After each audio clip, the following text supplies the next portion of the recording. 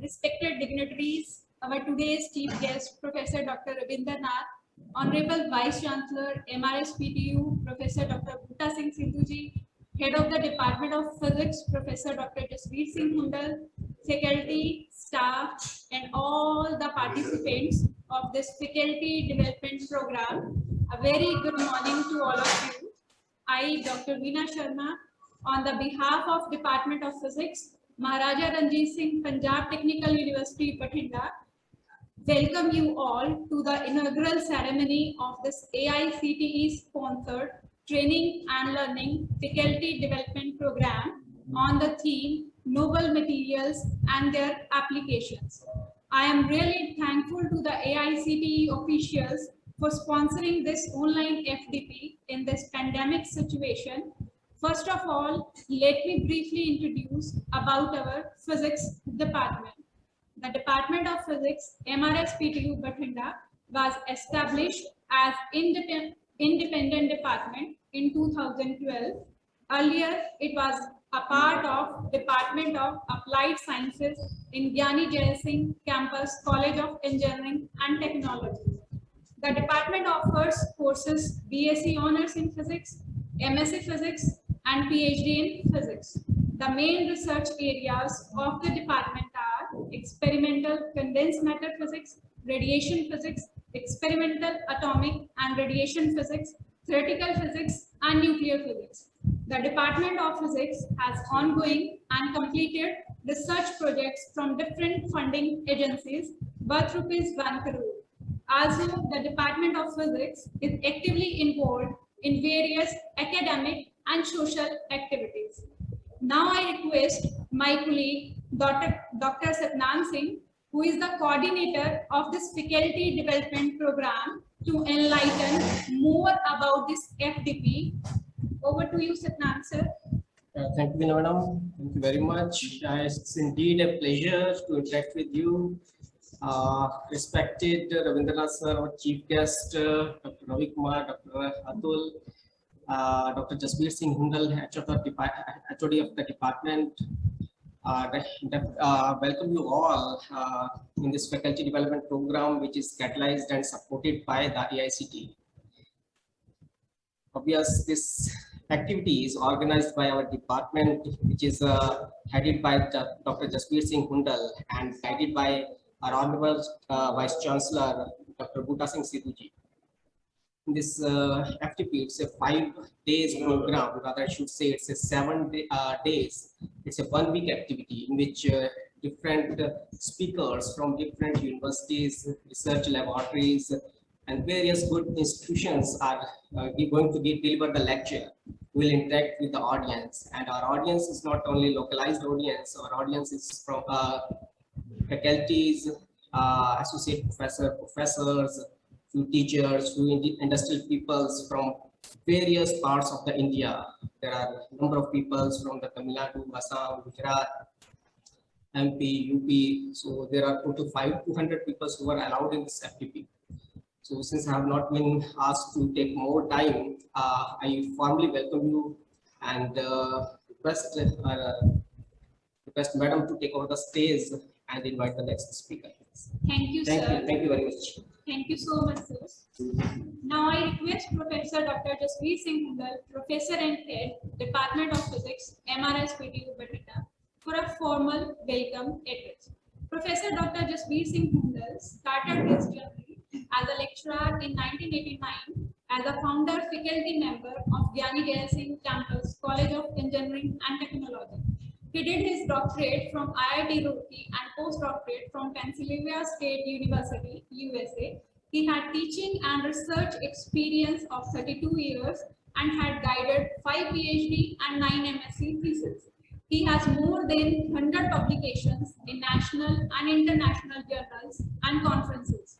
He had honored the post of campus director of GZSC CET Bathinda from 2011 to 2016. He served as founder registrar of this university, Maharaja Ranjit Singh Punjab Technical University, Bathinda, from 2015 to 2019, and Dean Research and Development from 2019 to 2021, MRSPTU Bathinda.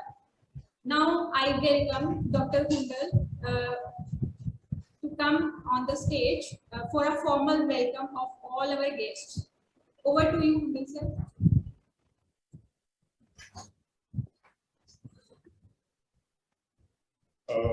Thank you very much, Dr. Veena, for inviting me and for giving a formal welcome address. As Dr. Veena already informed that our department is still in infancy. We started in only 2012 with MSc classes, and soon, last year, we started with the BSc Honors classes as well. And prior to that, we were just part of Department of Applied Sciences of Gary Jackson. So on the onset, I would like to welcome our chief guest, Professor Rabinder Nath, who happens to be my PhD supervisor also.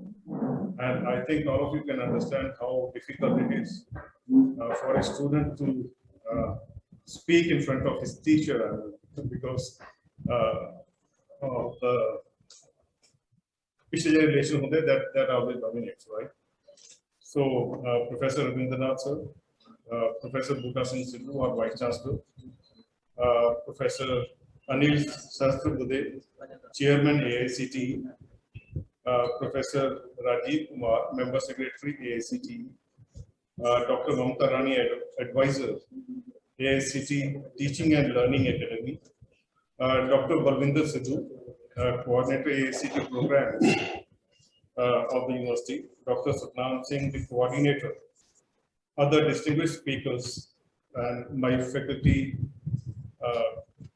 colleagues from other institutions. It is indeed a matter of great honor that AICTE has given us this opportunity to conduct this program. And I do appreciate the efforts of Dr. Satnam Singh, because holding of such a function as such a mega state function it can't be done in a day or two. I mean, it takes months and months for a person to prepare and coordinate with different bodies, and then ultimately we were able to arrange this program. And to our delight, we can inform that, of course, the coronavirus, COVID-19 pandemic had its own disadvantages, very serious disadvantages. But at the same time, it has made online things very much viable now. It is only because of this online FDP, because of its online nature, that we are able to reach out to the people, around 200 people from all the corners of the country, and from Assam, from Tamil Nadu, from different places. And at the same time, we had the opportunity to have speakers from far off places. Like we have Dr. Ravi Kumar from NIT Hamirpur, then we have Dr. Chela from Central University of Punjab, then we have Professor Kulbir Singh from Thapar Institute of Engineering and Technology. Then we have speakers from very far off places, right? So that is indeed great pleasure to have you all here, and I'm very sure that all the participants in FDP, they are going to benefit in a big way by interacting with these resource persons. Because I do understand that as a faculty member, it is very much necessary to always update our knowledge, right?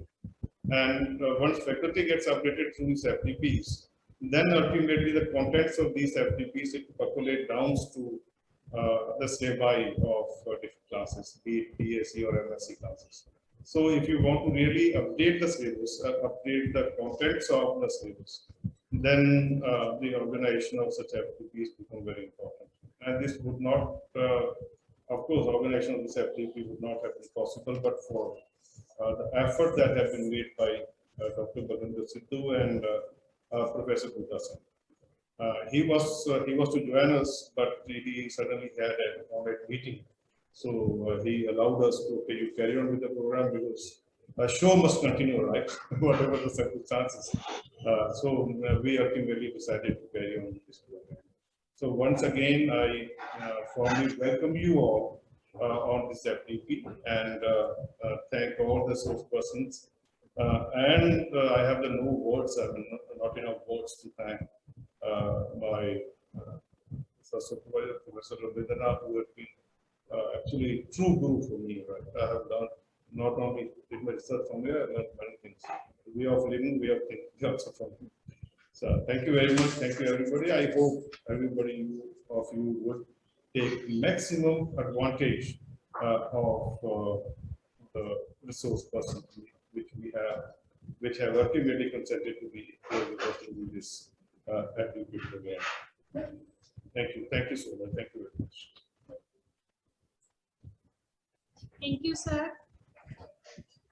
Thank you for your warm welcome. Now let me introduce to our Honorable Vice Chancellor, Professor Dr. Butta Singh Sidhu. He is a dynamic, soft-spoken, renowned academician and researcher whose invaluable guidance is cherished by all of us. He did his BTech and MTech from Guru Nanak Dev Engineering College, Ludhiana, and PhD from IIT Roorkee. He has about 200 research papers in national and international journals. He had served at many key positions, including founder, director of PIT Mansa and PIT Kapurthala, Dean Planning MRS PTU Bathinda, director YCOE Talwandi Sabo, Punjabi University campus. He is also founder, vice chancellor of Shaheed Bhagat Singh State University, Firozpur. Due to technical reasons, he is quite busy and he is not able to join this FDP. So now we are highly honored to have with us today's chief guest, Professor Dr. Rabindranath, who is the senior professor at Department of Physics, IIT Roorkee. He did his MSc Physics from Punjabi University, Patiala, PhD from IIT Roorkee. He had teaching and research experience of 38 years, and his areas of interest are multi-ferroic thin films, heterostructure and nanomaterials, piezo and pyroelectric polymers. He has been instrumental in fabricated many devices like polymer electret microphone, polymer-based IR sensors, simultaneous stretching, and corona polling setup. He did his postdoc from the Department of National Defense of Canada.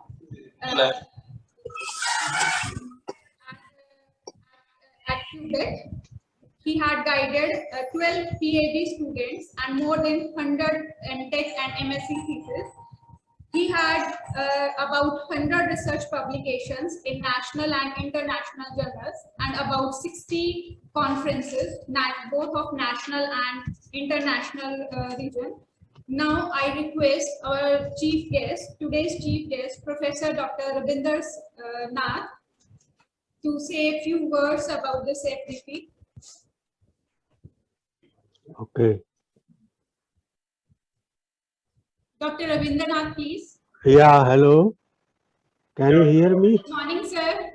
Good morning. Can you hear me? Yes, sir. We are able to hear you. Yes, sir. Okay. You are. Hello. Yes, sir. You are audible. Please Okay. continue. Okay. Thank you. Thank you very much for your kind introduction. And now I also thank Dr. Jasveer Singh to inviting me for this function to say a few words about the program and the involved things in it.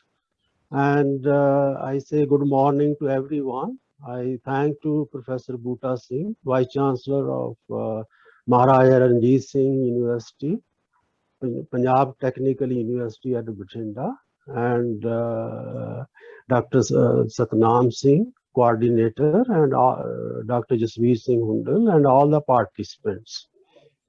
Okay, so now I think the whole program of faculty development sponsored by AICT, as told by Professor Hundal, is online. And I think online has some added advantages also, because it brings knowledge at the doorstep.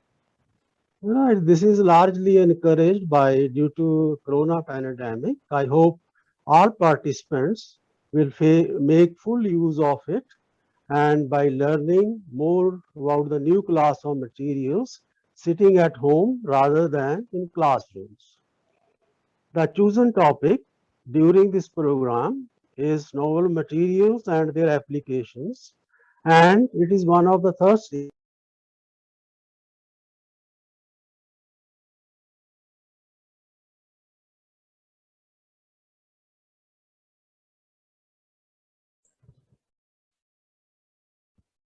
Sir, probably there is some issue with your voice.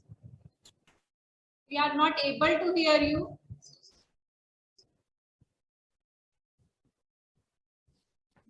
Professor Ravinder Nath ji.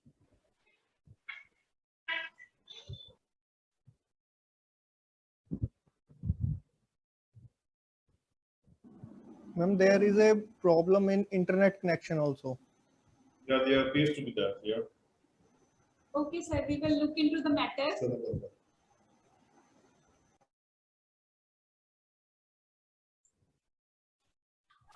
We apologize for this hindrance.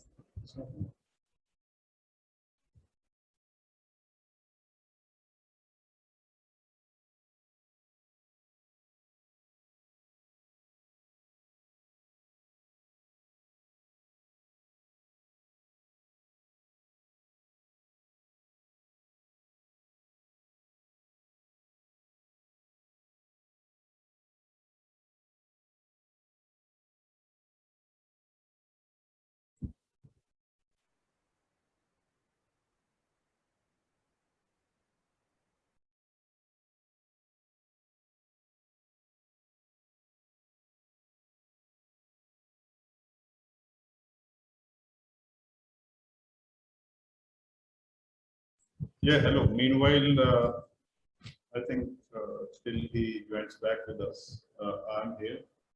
So we have with us Professor Atul Khanna. Yeah, from GNU we have Professor Ravi Kumar. We have other partners who got joined. So in fact, there are around 200 people who are registered with us. I think they should be joining slowly. Yeah.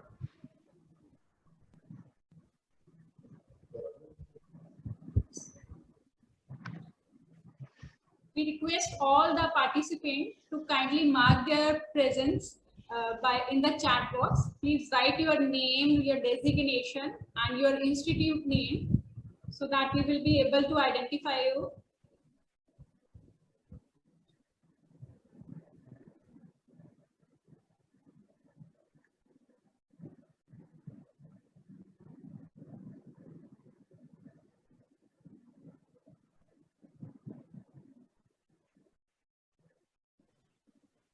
Ma'am, we have already mentioned in the WhatsApp group. Okay, sir. Okay, fine.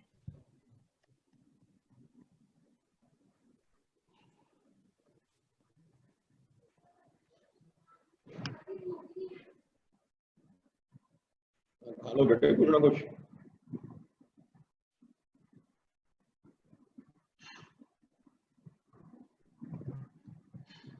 Yeah, technology seems to have its own issues as well. Yeah.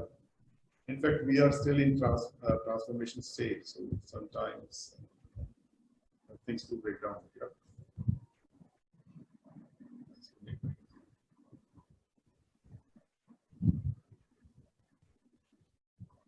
Dr. Ravi Kumar, till that time, informally you can.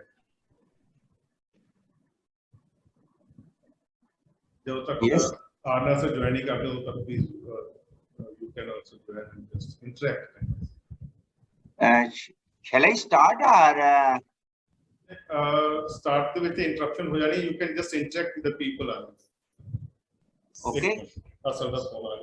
So first of all, I am very thankful to the organizers, especially my friend Dr. Hundal. We spent very nice time during our graduation and post-graduation at Guru Nanak Dev University. And I am glad to see Dr. Atul Khanna. And I'm thankful Satnam Singh and his team also for giving me an opportunity to interact with my colleagues. and this is a novel material, is the very, very nice area of research, which includes basically the functional materials. So how we can introduce the different kind of functionality in different type of materials. And many times we want to introduce multifunctionality in a single materials. As our chief guest was talking about the multi-ferroic system, and we are sometime talking about the spintronic system. Sometime we are also working on a photonic materials, as well as the materials for magnetism and semiconductors. The most interesting part nowadays, when we talk about the devices, we require a hybrid systems, which will be having, today I will discuss about those kind of materials like transparent conducting oxide materials for invisible electronics, and how we can develop those kind of materials. And we require such kind of functions which are totally in opposite fashion to each other. For example, you want to have a ferroelectric as well as magnetic property. They exclude each other. In principle, these materials, like the material which should have a ferroelectricity, it should not have the electron, no magnetism should be there. And if we want a magnetic material, we require a d orbitals are there. So now, how you can introduce the magnetism in a system as well as the polarization of the charges in a material in one type? That is again a novelty of the material. Now you have a semiconducting material as well as you want them to be a ferromagnetic also. Now the third I am talking for invisible electronics. You require.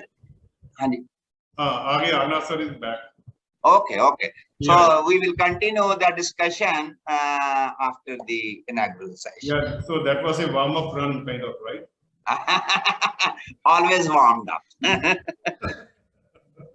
Haji sir, Haji sir, please continue, sir. Sir, kindly unmute.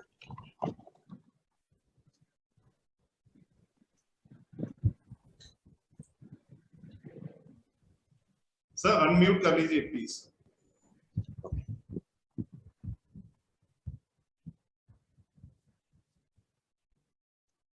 Hello. Haji sir, you are audible now, sir. You are audible. Oh, okay.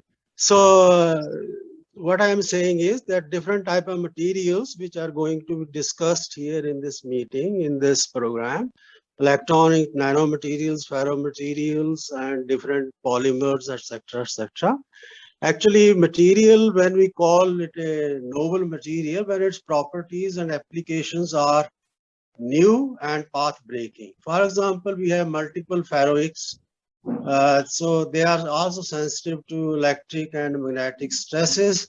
So these materials can possess piezoelectric, ferroelectric, and pyroelectric with magnetic order, and these are present. And because a ferroelectric material can be piezo and pyro both, but piezo cannot be ferro and pyro like this, so they have some special properties. So in this multiferroics, they have the more important thing is they have magnetoelectric coupling, which is possible. And by the change of the magnetic field, one can change the electric polarization. And they have then becomes a tremendous advantages to use these materials in sensors, actuators, cantilevers, memories, MEMS, NAMs, and so on. So there are various type of applications which are possible. So these materials make them a class of smart materials which are sensitive to environment changes like pressure, temperature, or chemical, whatever. So there are other properties in this multiferric materials like BST. So this shows some non-linear dependence of capacitance on bias voltage. So this is used for tunable microwave devices. So anyway, so you will be learning more about this class of materials in your discussions or lectures given by specialists in this program. So another example which is coming to my mind is recently which is discovered materials graphene, which one can make from two-dimensional material and extracted from graphite. So it has very unusual properties. So for example, 1 gram of graphene can be spread over more than 2,500 square meters easily. And it has very good physical properties. It is harder than diamond, tougher than steel, lighter than aluminium, and better than good elastic properties also. These are some of the physical properties this material possesses. So there are electronic properties also because it has mobility, which is 100 times better than silicon, and thermal conductivity 2 times better than diamond, and electrical conductivity better than 10 times of copper. So these are some of the materials which, for example, so our earlier novel materials were like mica, quartz, diamond, and gold, etc., in earlier ages. So mica, one of the things which is quite good insulator and which gives a good thermal conductivity. So then came a period of electronic materials. So in this electronic materials, usually which were known earlier, they were metals. So metals which are used as wires to carry current from, say, battery or other things, so known. So these were utilized by Faraday. So he changed the shape of the wire to a say coil, then he moved a magnet inside, and they're shown. So he saw that there is some type of deflection in the galvanometer. So he tried to show it to that one can produce electricity by changing the magnetic field. Okay, so this was very, very good discovery at that time in 1880s. So then he called the Prime Minister, the British Prime Minister at that time there, and to show his results. So he showed it. So then the Prime Minister asked, what is the application of this? Just a galvanometer showing certain deflection when you move a magnet inside this coil, inside and outside this coil. He said, I don't know at this moment, but one day you will tax it. You'll tax the electricity. So that, came true now. One can see that all electric generators and transformers are made on that principle. So that was a turning point also in the history of science and material science, actually, for the applications. So then came into limelight the semiconductors around Second World War, which was around 1940. So earlier in 1920s, the semiconductor studies were known as some dirt physics. So sometimes when the World War II was there, so they want to detect the position of aeroplanes which are throwing the bombs. The Britishers have made a production of microwaves through magnetron, but the detector was missing. So then the Germans was after it. In German, a lot of research was going on. So they were producing some semiconductors chemically. So then they produce a semiconductor, which is now known as germanium at that time. So germanium name came from Germany because it was prepared in Germany. So sometimes, so necessity becomes the driving force of, say, inventions or discoveries. So this germanium was then used as a rectifier to detect the microwaves at that time. Right. So then that gave an added advantage to the Air Force of British and this. So this army. So then they were trying to overpower the Germans, which are attacking various places. So then, because at that time the rectification which the germanium was shown, they took a germanium piece and just press a metal piece on there because no contact vacuum coating or other contacts were not available at that time. So it shows some good rectification, but the device performance was poor, but it worked.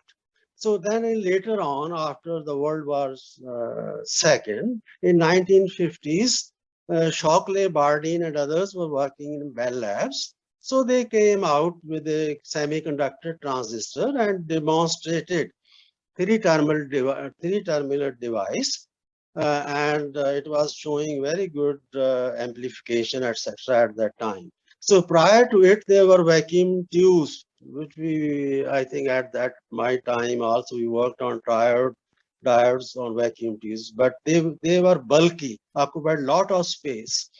But this transistor,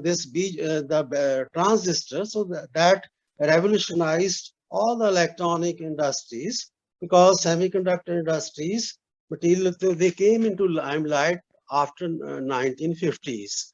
So then the semiconductors which were used at that time was silicon. So then silicon, so this brought a Silicon Valley in USA, which became a billion-dollar industry. So this was also a turning point to make vast applications of electrons, semiconductors in computers, internet, space, mobile communications, and whatnot. Because silicon was the key electron material, it can be produced in as a material science was then came into picture. So then people produce single crystals of silicon. So one can to make it purify. So one can then deliberately dope it with certain dopants and change its or modulate its electronic properties like with doping, like mobility, number of carriers, etc. in there. And it also has a good band gap, 1.1 electron volt, which was sufficient, and that gave a background carriers becomes less. So that means it has a good electronic properties. And one can then dope with a precise control of ion implantation. Different techniques came into picture. The most important usefulness of silicon was of the formation of oxide layer on its surface, which is also known as silicon dioxide. So then this was, which one can be control this in nanometers, its thickness, and it proved to be a boon for integrated circuits because one can put multi-million devices in 1 square centimeters, and it was realized at that time that the size of the device plays an important role in the fastness. So if one can reduce the size of the device, say for example, the base of the transistor, the transit time of the carrier becomes smaller. So it can respond to very high frequency signals like microwaves, etc., operate at high frequency and then becomes a switching, etc. So this was the turning point in the history of material science around 1950s. Then a lot of development took place. Then came the compound semiconductors like gallium arsenide, so and many others in this class. Gallium arsenide, so one know how one can easily produce the microwaves because it shows the gun effect, also known as gun diode. Gallium arsenide only N-type. Okay, so that can produce a gun diode or oscillations, not P-type. So this was understood because of the energy momentum diagrams, or sometimes known as EK diagrams. So from here, the shape and size of the device becoming important. So one reduces the size of the device, so it becomes fastened, and then the pertinent question which came into mind was how much reduction in device is possible. So then at that time, de Broglie hypothesis was known. So people thought then, because quantum mechanics all came into picture, so de Broglie wavelength of carriers which are involved in transport of electricity in these devices. So then they decided that how one can, if one can reduces the size up to say the de Broglie wavelength of the charge carriers. So that was an idea which gave to the birth of quantum devices further. For example, suppose you have a piece of semiconductor or any other material which has say lengths in XYZ, LX, LY, and LZ. So in this case, if you reduce one side, say LX, of the size of the de Broglie wavelength, other two sides are much greater than the de Broglie LY, LZ. So then you form a quantum well. So this gave rise to a device of quantum well, which is also known because in one direction the movement of carriers were quantized, other two directions were free movement. Okay, so it gave to quantum well device. So then if one can have a reduction of two dimensions, Lx, Ly, of the order of de Broglie wavelength, third side is say much greater than the de Broglie wavelength. So this is kind of one dimensional transport, free transport, and other two dimensions are quantized. So it gives to quantum wire. So now if we reduce the size, all the three dimensions to less than or equal to de Broglie wavelength, it gave birth to quantum dot. So all these then came into picture. So this led to many optoelectronic applications of quantum dots, quantum wires, which came quantum lasers, quantum well lasers, which one can tune to different frequencies of different wavelengths, which have very good applications, okay, of these quantum devices, then made it possible for hot electron transistor, single electron transistor transport. So they are now realizable. And so then from this idea came as a quantum standard resistance when one studies the quantum devices, quantum phenomena in solids. So it was equal to h upon e square charge of electron, which came to 25.8 kilo ohm, right? So this type of ideas or quantum resistance came from this quantum devices also. So then superlattice structures came from gallium arsenide, aluminum arsenide structures, etc. One can make, this is a man-made superlattice structures. So this one makes in these structures block oscillations are possible. So which gave microwaves up to 10 raised to about 12 hertz or 1000 gigahertz. So these quantum structures, so they open a new era of devices and new physics involved in this.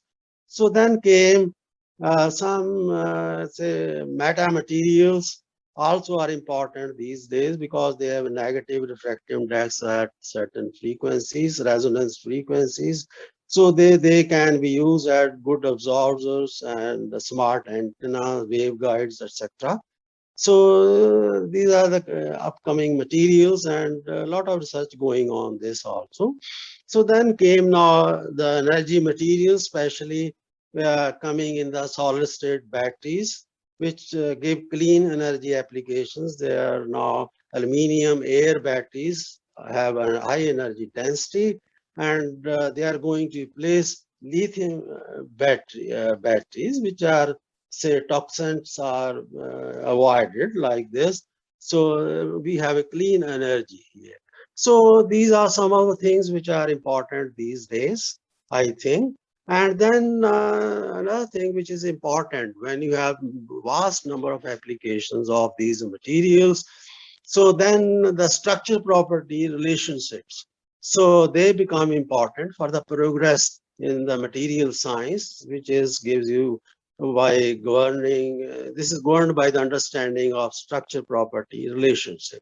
So to produce or fabricate these novel materials is a challenge and needs much more controllable techniques for the reproduction of structures and also the results in that. For example, few more techniques like ion beam sputtering, MOCVD, metal organic chemical vapor deposition, molecular beam epitaxy, pulse laser deposition techniques, lithographic, which are based on X-rays, electron, ion beam, etc. So they are required in this. Then ion implantation. So these are the techniques which are recently developed, and they are required all this in this. So in the structure, for studying the structure of these materials, which are to understand their properties, is also important. And some of the, say, diffraction of various techniques are used, but the choice of the probe in the diffraction techniques becomes important. So that is an important factor. For example, you can use electron diffraction, X-ray diffraction, neutron diffraction, etc. So in electron diffraction, so for example, the wavelength what can achieve in picometers, and because the electron has a charge, they are easily scattered by the material and have penetration depth is very small, and so they are suitable for surface studies. So that gave here the SEM, scanning electron microscope, but and then AFM, and then field scanning electron microscopes, all based on this electron. Diffraction can also be seen through transmission electron microscopes, etc. So these are important. How one can decide that depends on the material you want to explore or you want to study. Okay, then X-ray diffraction also. So in this, we have diffraction and reflection of X-rays.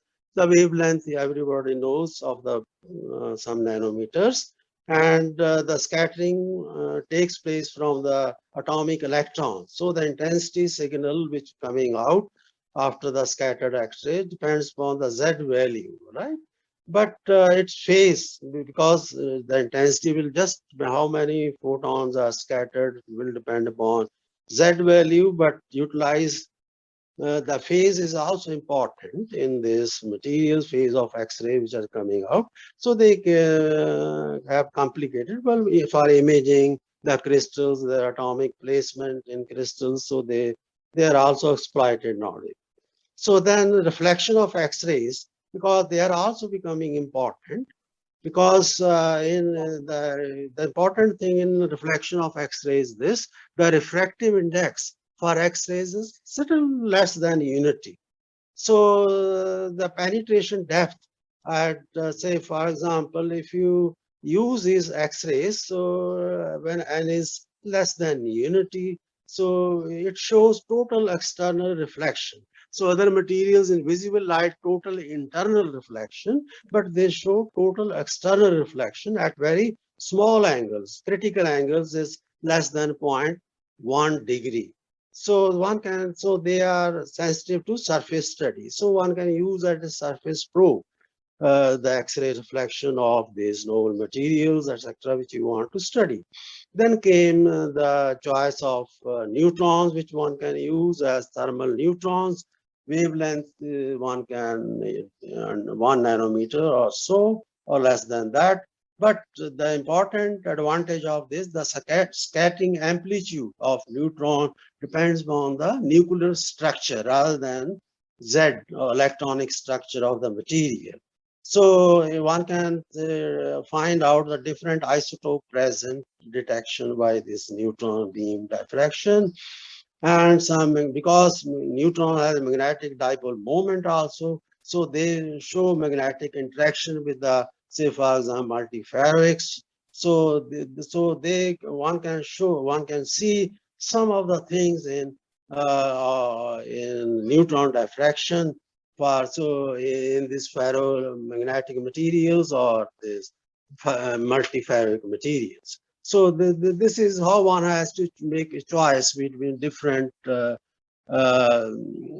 techniques one wants to use. So then came the, so how one can utilize the, measure the smallest possible magnetic properties of materials in multiferric, because magnetic order is very weak and is present. So some of the recent like SQUID, superconductor quantum interference device, so one can use one can find a magnetic that the magnetic flux is quantized here also, values h upon 2e. So this is of the order of 10 raised to power minus 15 Weber. So one can utilize to very weak magnetic fields. One can use this SQUID, which utilizes the Josephson superconductor junction. And so this will be very useful to very sensitive measurements. Another is VSM, vibrating sample magnetometer.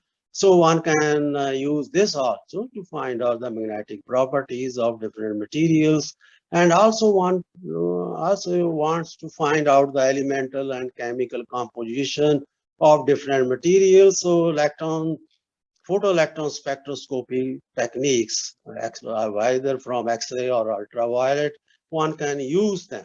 So these are the techniques which are, I think, mentioned in your program also, which will be needed. I think you will more elaborate on this type of things here. Okay. So now in the end, I will say that the quest for the production of more novel material will always going on, but still there are some mind-blowing challenges to produce materials which are invisible essentially in electromagnetic radiation, which can match the impedance of free space, which is of 377 ohm per square. So if one can develop, so this is a big challenge to for this. So this gives some clue for this. Maybe in future one can do all this type of things, but they are big challenges. Another challenging may be, I think,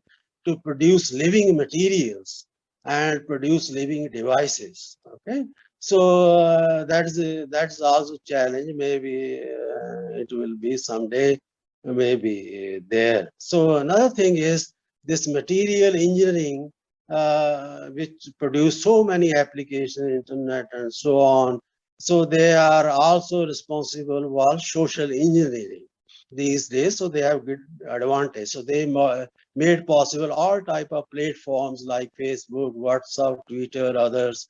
So recently opened door to space tourism.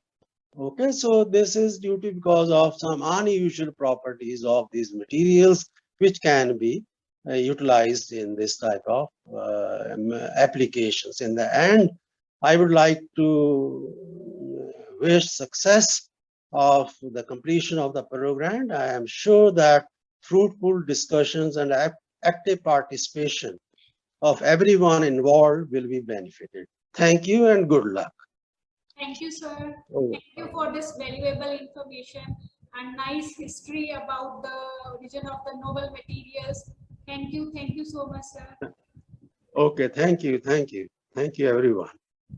Now it is our privilege to have with us our Honorable Vice Chancellor, Professor Dr. Butta Singh Sidhu, a dynamic, soft-spoken, renowned academician and researcher whose invaluable guidance is cherished by all of us.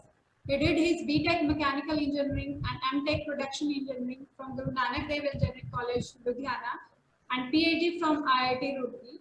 He has about 200 research papers in national and international journals and 2 books to his credit, and he had guided number of MTech and PhD students.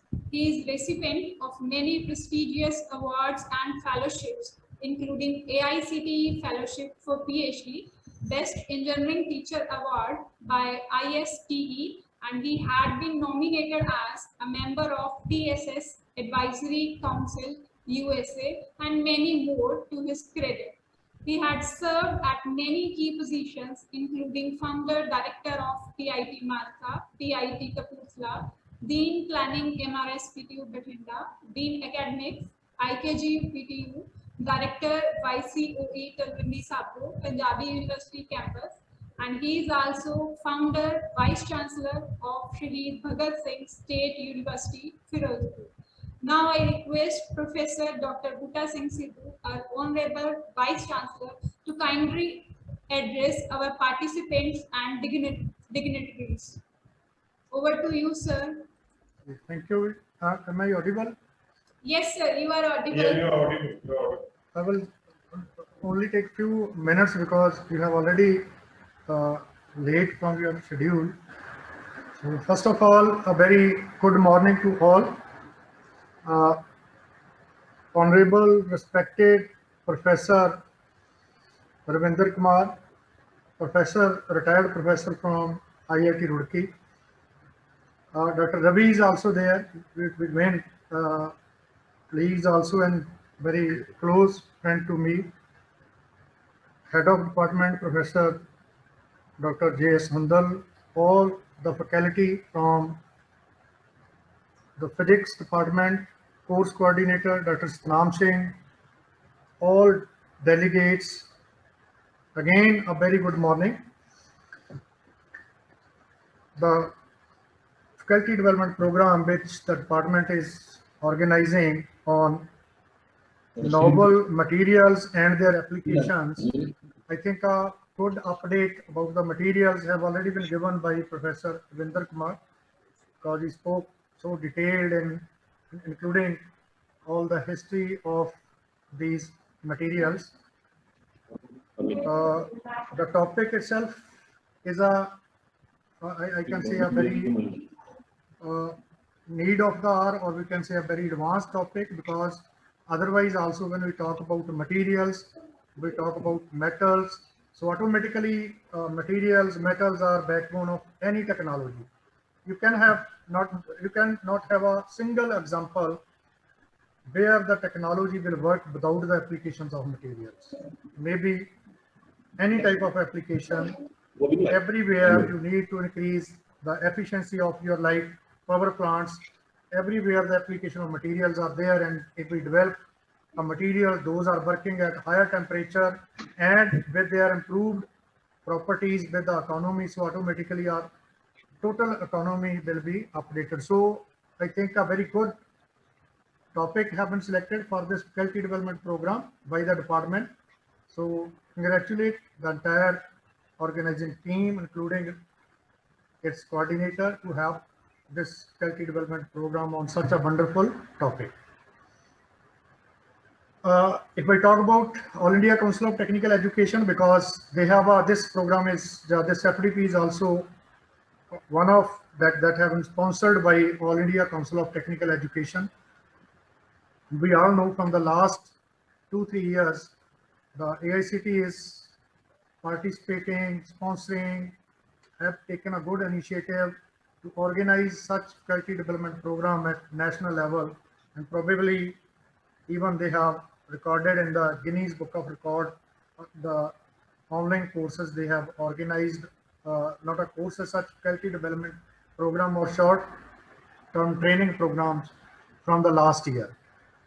So this is good initiative by All India Council of Technical Education, like to give a training to the faculty so that they can disseminate the good knowledge to their students, as well as they will come aware about the latest technology, about the latest techniques that have been developing day by day.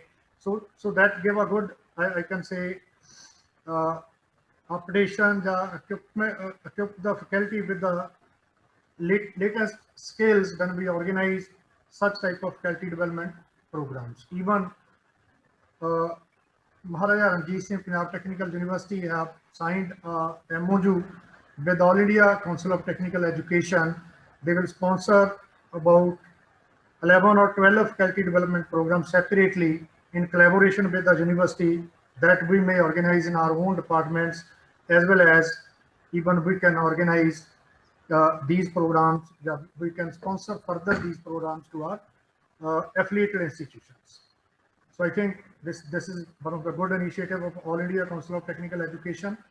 So dear friends, if we speak about the technology, We all know that in the present conditions, in the present scenario, it is only the technology that has enabled us to disseminate our education, to disseminate the knowledge to our students in these COVID days, because otherwise we have a example of 100 years back when it is the education that has suffered a lot, because at the time such type of technologies are not there, but now because of technology we have disseminated knowledge, we have taught our students through this online education.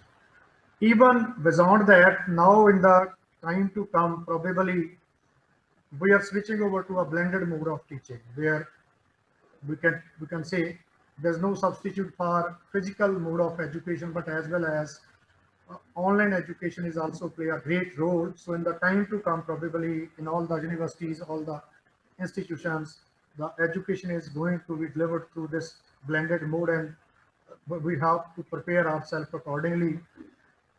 Even in light of this new education policy, because we are all faculty members or teachers, those are participating in this faculty development program.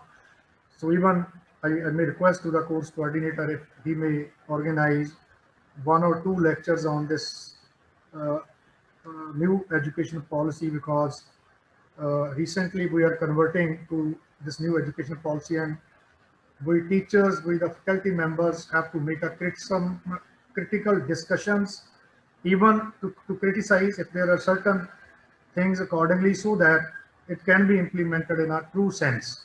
That is one of the, I can say, the very advanced topic, or we can say a very topic that needs a great discussions at the moment, so that we can implement our new education policy in a right direction. Otherwise, if it is implemented without any updations from the teachers, from the faculty, then it may not be as useful as if we give a true feedback. And as well as when we organize such workshops, we organize such lectures on new education policy, it automatically give a direction to the institute, to the universities, relative to in what category they will fall accordingly, and so that we will prepare ourselves in that case also.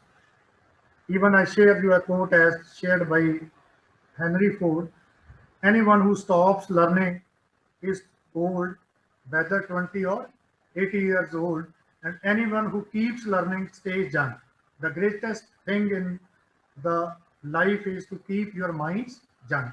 So these type of platform where we share latest technologies, so automatically keep our teachers, our faculty up to date, and automatically that makes, many times it will, we can say, bridge the gap of generation gap also, where when we learn the new technology. Otherwise, you have a very great examples when we can say we are using that electronic gadgets, and we simply say the young children can use them with more efficiency, with more efficiently. But relative to if we keep on learning the same thing, automatically it reduces our generation gap, and moreover update us to the latest technologies that we can share, that we can disseminate to further our students. If we talk about our higher education system of India, we all know that we have a huge, very big system in India. About 5,000 students, you can say, register daily for our higher education. That is enrollment in a single day, 5,000 students, and almost 9 new education institutions set up in a single day in our higher education system. So that big education system is there, and relatively, if we continuously advancing it, continuously learning new techniques, then automatically we will be able to deliver to graduate our students with the proper skills, the required skills, because otherwise also, as per the presence, if we talk about the census, India is the youngest country where our students, those are graduating from our institutions, our universities, are supposed to serve at the global level. So if they are supposed to serve at the global level, so automatically our education system is also like that, so that wherever they will go, they will give their services in a proper way when they are graduating with that type of technologies. That is one of the another thing that we need. But otherwise, if we talk about at the world level, that automatically indicates the importance of these faculty development programs. At the world level, there are 900 million, we can say 90 crore children are there, those are receiving inadequate education. And to give them adequate education, we need around 3 crores of the 30 million trained teachers are required. And for the training of these teachers, we also need trainers at the world level. That figure comes up about to be 1 to 3 lakh trainers are required, so that we can properly train our faculty to make them capable to deliver a proper education, to deliver a quality education to our students. And if I just share about the number of teachers relative to a per million of population, we at India are far behind from the advanced countries. We are only having 456 teachers per million of our population, where the advanced countries, if I have an example of a USA, they are having 3,200 teachers per million of their population. So we are at about 1/8 from these advanced countries, and even you can have an example of Arab countries. They are also having almost double this ratio. They are having around 800 teachers per million of their population. So these are some of the statistics that I just want to share with you. But apart from that, in the present scenario, in our education, we also need to add like certain ethics. Even I have many years back, one subject on universal human values and professional ethics have been made compulsory in many of the universities. Even the UP Technical University, the first who has taken this initiative. Otherwise, you have a very good, very normal example is there when we have a adulteration in our food items, then automatically there's no other way to teach the ethics to our students when they are graduating from the universities, from the schools.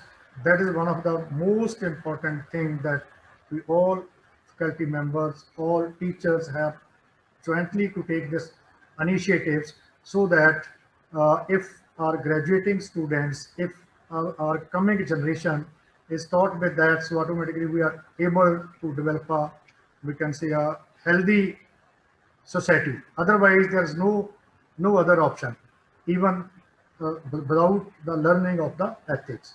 So this is one of the great challenge to our faculty members, to our teachers at the time. So I'm again thankful to the physics department to organize this faculty development program on a very special topic of noble materials and their applications.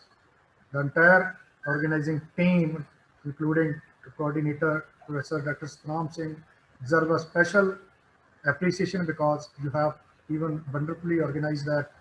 You just see the list of the participants, it's more than 100 on the first stage, although the program is initiated, started well advanced in the morning. Otherwise, many times such type of inaugural programs have been generally goes late. So you all deserve a real appreciation. So thank you. Even thankful to Professor Ravinder Nath, who has especially given his time, even during the inaugural ceremony. He has given a good updates to our faculty members, to our participants. So thank you all. Jai Hind. Thank you, sir. Thank you so much. Despite your busy schedule, you graced this event. Your presence means a lot of us. Thank you, sir. Thank you so much.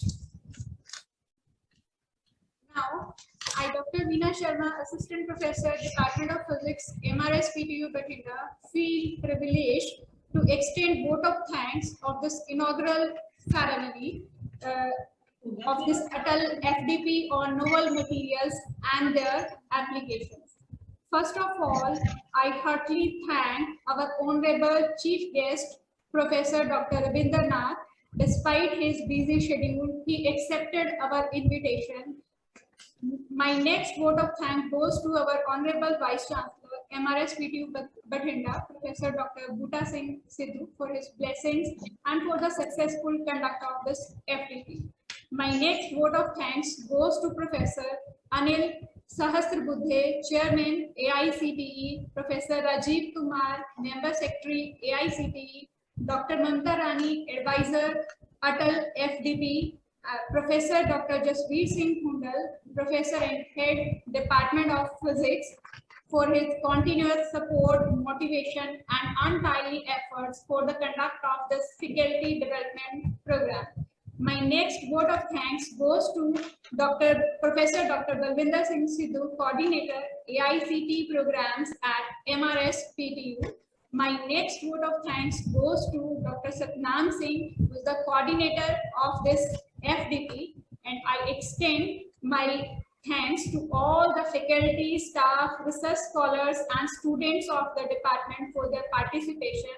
And at the topmost, I also thank all the participants and from different institutions. And I hope for a valuable output during this 5-day long faculty development program on novel materials